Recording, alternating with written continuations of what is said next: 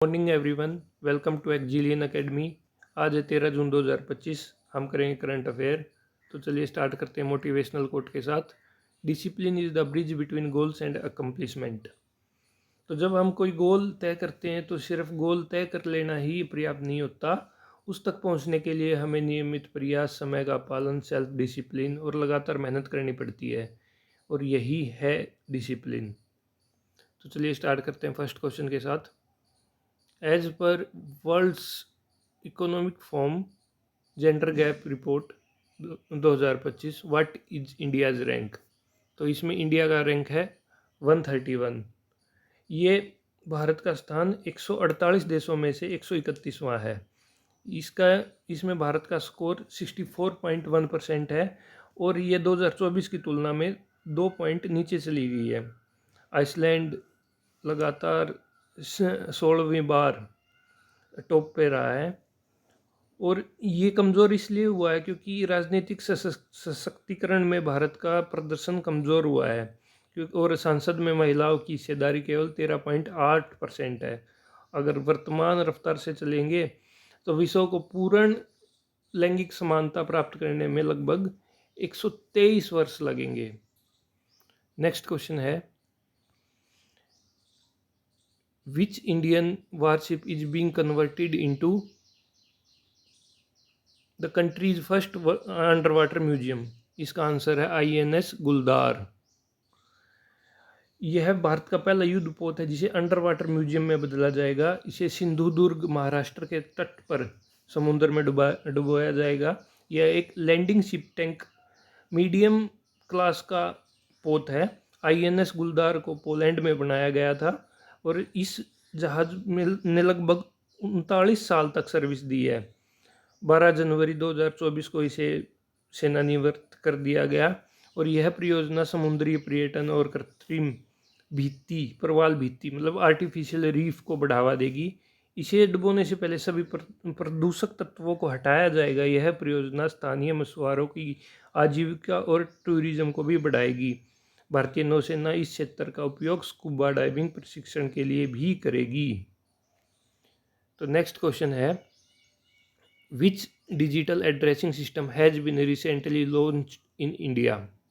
तो इसका आंसर है डिजिपिन। डिजिपिन का पूरा नाम डिजिटल पोस्टल इंडेक्स नंबर है, जिसे हाल ही में भारत ने लॉन्च किया है। यह 4x4 मीटर क्षेत्र का एक यूनिक 10 अंकीय अल्फा न्यूमेरिकल कोड देता है। इसे भारतीय डाक विभाग, IIT हैदराबाद और इसरो की NRSC ने मिलकर विकसित किया है। यह डिजिटल एड्रेस सिस्टम पारंपरिक जो 6 अंकीय पिन कोड होता है उससे ज़्यादा स्टिक और पिन पॉइंटेड है। इसे सैटेलाइट आधारित लोकेशन ट्रेनिंग पर आधारित है और डिजिपिन को डिजिटल पब्लिक इंफ्रास्ट्रक्चर DPI का हिस्सा बनाया गया है। इसका उद्देश्य एड्रेस एज ए सर्विस प्रदान करना है। इसका उपयोग आपातकालीन सेवाएं, ई-कॉमर्स डिलीवरी, सरकारी योजना इत्यादि में किया जाएगा। यह इंटरनेट कनेक्शन के बिना मतलब ऑफलाइन मोड में भी काम करता है और डाक विभाग ने इसके लिए नो योर डिजिपिन जैसे टूल लॉन्च किए हैं जिसे कोई भी नागरिक जान सकता है। चलिए अगला क्वेश्चन है, what is the name of India's upcoming deep ocean mission. इसका आंसर है समुद्रयान मिशन। इसमें क्या है, यह पहला मानवयुक्त डीप ओशियन मिशन है। यह मिशन भारत सरकार के पृथ्वी विज्ञान मंत्रालय द्वारा संचालित किया गया है। समुद्रयान के तहत 3 वैज्ञानिकों को एक विशेष समर्सिबल वाहन में समुद्र की गहराई में भेजा जाएगा। यह समर्सिबल वाहन का नाम है मत्स्या 6000 जो लगभग 6000 मीटर गहराई तक जा सकता है। इसका उद्देश्य है समुद्र की गहराइयों में खनिज संसाधनों, जैव विविधता और जलवायु से जुड़ी जानकारी प्राप्त करना। यह मिशन भारत को समुद्री संसाधनों की खोज और दोहन के क्षेत्र में आत्मनिर्भर बनाने की दिशा में एक बड़ा कदम है। समुद्रयान मिशन को भारतीय अंतरिक्ष मिशन के समुद्री संस्करण के रूप में देखा जा रहा है। इस परियोजना में तकनीकी सहायता national institute of ocean technology NIOT Chennai द्वारा दी जा रही है। समुद्रयान मिशन के लिए उपयोग में लाया जाने वाला वाहन टाइटेनियम से बना हुआ है, जो मैक्सिमम प्रेशर बियर कर सकता है। यह मिशन भारत को समुद्र के अंदर मानव मिशन भेजने वाला चुनिंदा देशों की सूची में शामिल कर देगा। अगला क्वेश्चन है, what is the name of treaty India reaffirmed commitment at UN ocean conference? और इसका आंसर है BBNJ ट्रीटी।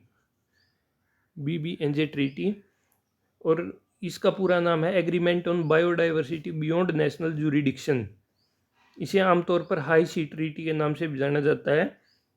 यह सुनिश्चित करती है कि जो भी देश की सीमा से बाहर होती है उन हिस्सों की रक्षा और सतत उपयोग सुनिश्चित करना।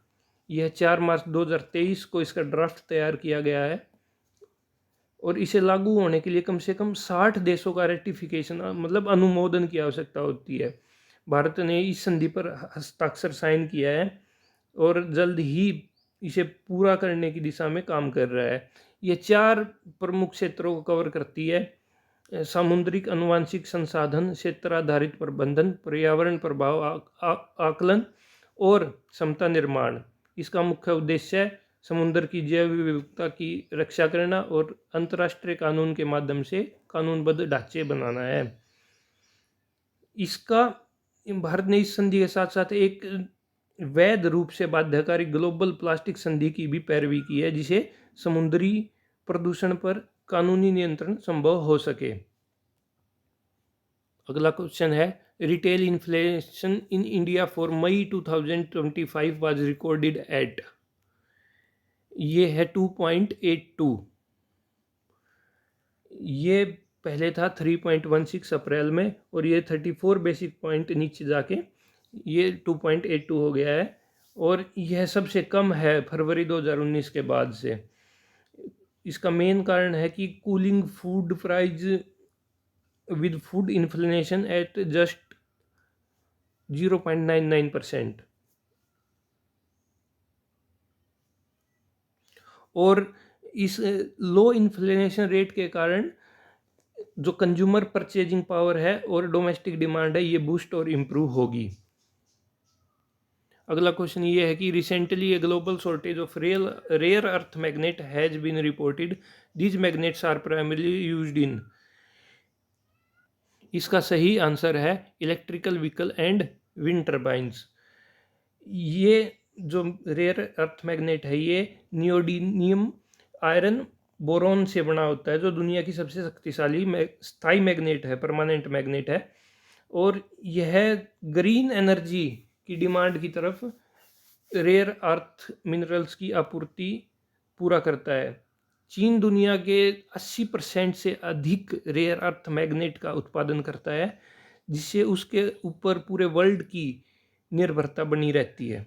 यह मैग्नेट मोटरों को छोटा, हल्का और अत्यधिक कुशल बनाने में मदद करता है, और इसके जो प्रोसेसिंग है और जो मैन्युफैक्चरिंग है वो बहुत लिमिटेड है। इसका उपयोग MRI machine, aerospace, robotics, defence etcetera high technology के एरियाज में किया जाता है। और अभी जो रिसाइकलिंग और अदर परमानेंट जो इसका वो सॉल्यूशन ढूंढ रहे हैं, उसकी तरफ ज़्यादा ध्यान है सबका। अगला क्वेश्चन है, the international atomic energy agency is headquartered in which of the following cities. इसका आंसर है वियना, और यह अभी न्यूज़ में ईरान की वजह से है। इसका पूरा नाम इंटरनेशनल एटॉमिक एनर्जी एजेंसी है, और 1957 में इसको बनाया गया था। इसका उद्देश्य था कि पीसफुल पर्पज के लिए इसका यूज़ हो। यह वियना ऑस्ट्रिया में है, और ये एक इंडिपेंडेंट बॉडी है UN की जो काम करती है। इसका काम है कि न्यूक्लियर जो वेपन्स हैं उनको प्रोसेस को रोकना और सिक्योरिटी जो है उसको सुनिश्चित करना है। यह जनरल असेंबली और सिक्योरिटी काउंसिल दोनों को रिपोर्ट करती है। वर्तमान में इसके महानिदेशक राफेल मैरिनियो ग्रोसी जो अर्जेंटीना से हैं, और आईई और इसके पूर्व महानिदेशक मोहम्मद अल बारदोई को 2005 में नोबेल शांति पुरस्कार से सम्मानित किया गया था। तो अगला क्वेश्चन है, who won the men single title at French open 2025? इसका आंसर है कार्लोस अल्कराज। कार्लोस अल्कराज ने यह खिताब जीता है। ये 5 सेट तक मुकाबला चला। ये दुनिया का इतिहास का सबसे लंबा 5 घंटे 29 मिनट का मुकाबला है। इसने अल्कराज का यह लगातार दूसरा फ्रेंच ओपन है और 5वां ग्रैंड स्लैम है। यह ओपन एरा के तीसरे खिलाड़ी बन गए हैं जिन्होंने फाइनल में मैच पॉइंट बचाकर खिताब जीता है। अभी इनकी उम्र 22 वर्ष ही है और यह 5 ग्रैंड स्लैम जीतने वाले युवा खिलाड़ियों में से एक बन गए हैं। यानिर सिन्नर ने इस हार के साथ 2000 दशक में जन्मे पहले ग्रैंड स्लैम फाइनल हराने वाले खिलाड़ी बन गए हैं। ये अल्कराज का ग्रैंड स्लैम फाइनल में अब तक का रिकॉर्ड है 5-0, यानी सभी फाइनल जीते हैं। तो अगला क्वेश्चन है, when is international albinism awareness day celebrate observed? ये है जून 13, मतलब आज मनाया जाएगा। इसे संयुक्त राष्ट्र महासभा द्वारा वर्ष 2014 में घोषित किया गया था। इसका उद्देश्य एल्बनीज से पीड़ित लोगों के अधिकारों और सुरक्षा के लिए जागरूकता फैलाना है। एल्बनीज एक दुर्लभ आनुवंशिक स्थिति है जिसमें त्वचा, बाल और आँखों के मेलानिन की कमी होती है। एल्बनीज से ग्रसित लोग अक्सर भेदभाव, सामाजिक बहिष्कार और कई बार हिंसा का भी सामना करते हैं। हर वर्ष इस दिन की एक थीम विषय तय की जाती है जो समानता और गरिमा पर केंद्रित होती है। यह दिवस सूर्य से सुरक्षा, स्वास्थ्य सेवाएं और जागरूकता के लिए आवश्यकताओं पर ध्यान देता है। दुनिया भर में इसकी कई संस्था इस दिन शैक्षणिक कार्यक्रम, रैलियां और जागरूकता अभियान आयोजित करती हैं। संयुक्त राष्ट्र मानवाधिकार परिषद ने एल्बनीज पीड़ितों के खिलाफ अहिंसा और भेदभाव की निंदा की है। यह दिन स्वीकृति, गरिमा और मानवाधिकारों के समर्थन का प्रतीक है। तो ये हमारा आज लास्ट क्वेश्चन था। तो इसकी पीडीएफ आपको इस हमारे टेलीग्राम चैनल पर मिल जाएगी, तो वहाँ से ले सकते हैं। तो जिसको कोई डाउट है या फिर सजेशन है वो कमेंट कर दे। और थैंक्स फॉर वाचिंग। आपका दिन शुभ हो। Thank you.